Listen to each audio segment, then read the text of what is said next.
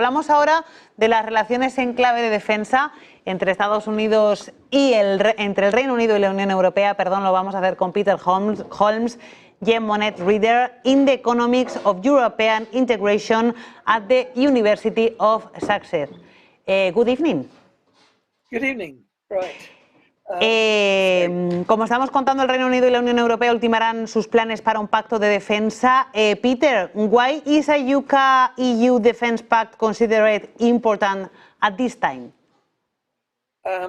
Sorry, I couldn't hear you very clearly. Why is a defense pact so important? Yeah, well, I think that there are two reasons. There is a reason connected directly to the substance. There is the actual need for defense cooperation in Europe. The UK is one of the largest military powers in Europe still, and if we can no longer rely on the United States as a partner, we need the cooperation between the UK and the rest of the EU.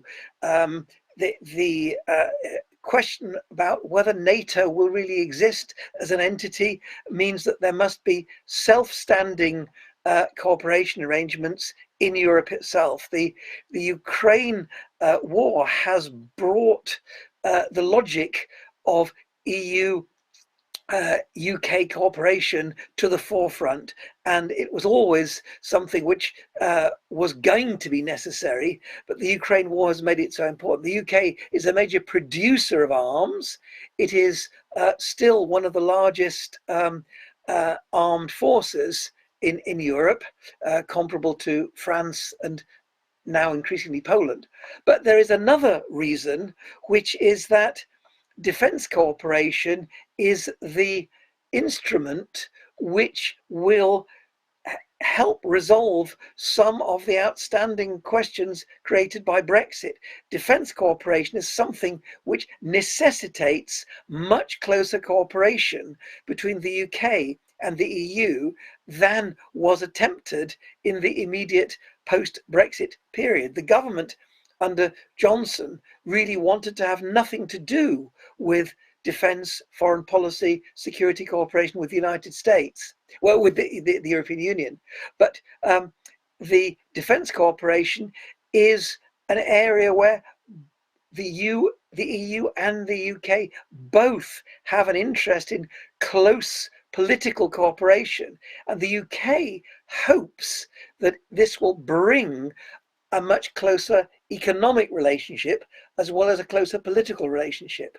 So it's important for its own sake, and it's important above all to the UK as a way of recreating some form of close relationship that was lost by Brexit. Peter, how could the defense agreement help build trust between the UK and EU? So how can it affect relations generally? Sorry, the sound is not so good. Yes. Yes.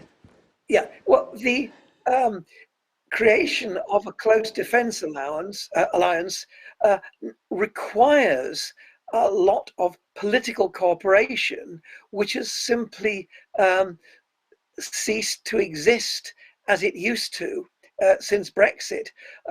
It is very striking that in recent months, UK ministers have met together with their European counterparts in a way which they never did in the period from even 2017-18 until 2024. So there is a mechanism, a requirement for constant cooperation, but there's also an economic dimension because the UK is hoping that it's to be blunt, that its arms industry can be included in the big increase in defense procurement, which the EU countries are all going to develop. So, but to do that not only involves the exchange of money, but it also involves cooperation in terms of digital systems, standards, cooperation on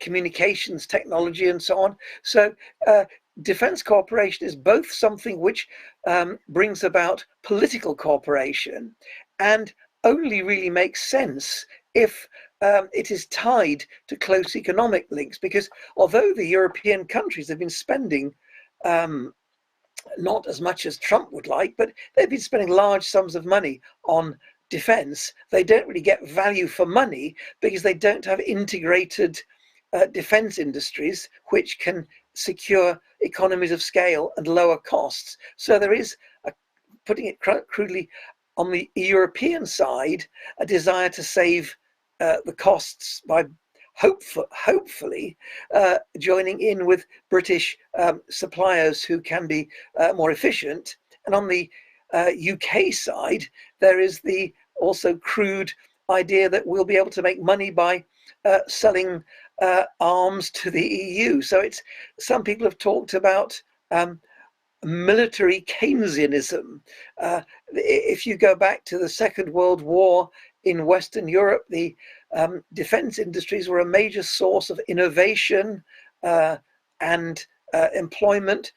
And so there is a mutual benefit in the economic, strategic, and political dimension to making this work.